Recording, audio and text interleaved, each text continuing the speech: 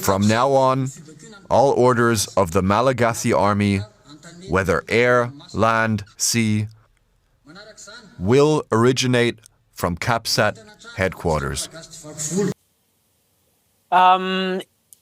It is difficult to say because, since the beginning of this movement, Gen Z is saying that it's a popular movement. It's people from the street who want to express themselves.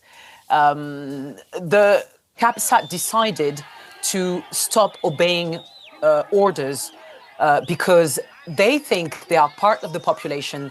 They experience the same things. Everyone here has been suffering from power cuts, from water cuts. They say they live among the population, so they know what they are going through.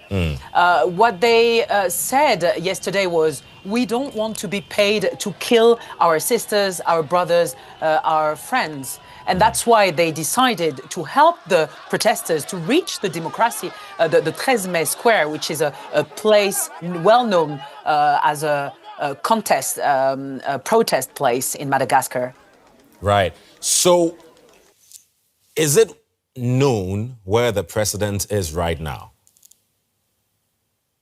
This is the question everyone is asking since Saturday. The only reaction we have from the presidency so far is a written statement published on his on the Malagasy presidency's Facebook page. We haven't heard his voice. We haven't seen his face yet, so it's been more than 24 hours. According to a statement issued by the presidency, President Rajoelina, he is still on the national territory and he's still in charge. That's all we have. It's an official statement.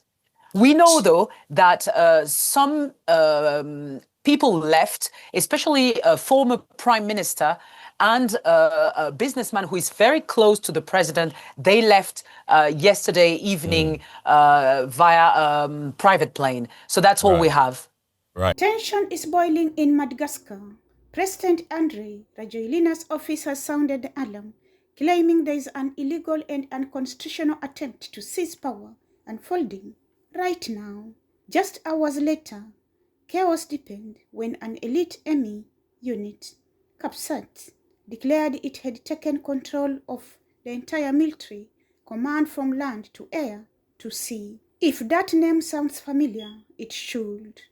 CAPSAT is the same unit that played a pivotal role in the 2009 political crisis, the very moment that helped Rajoelina's rise to power. Now, 16 years later, the same force could be turning against him. The crisis ignited weeks ago with public protests over water and power cuts. But those frustrations have exploded into a full-blown national uprising, fueled by unemployment, corruption, and a crashing cost of living crisis. In a fiery statement, Rajoelina condemned what he called an attempt to destabilize the nation, urging all national forces to defend constitutional order and sovereignty.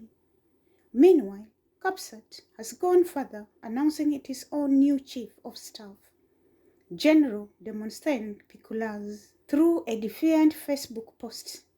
Reports from the capital, Antananarivo, say there was a shootout early Sunday morning at the CAPSAT camp after gentlemen officials attempted to negotiate. Details remain unclear, but the situation is volatile. Just a day before, soldiers were seen leaving their barracks to join angry demonstrators in front of City Hall. CAPSAT has openly condemned government brutality against protesters. Despite the turmoil, the presidency insists that both Rajoelina and his newly appointed army general prime minister remain in control. One question hangs heavy over Madagascar: who really controls the army, and how long before the streets decide who rules the nation? This is PIHOA Network News.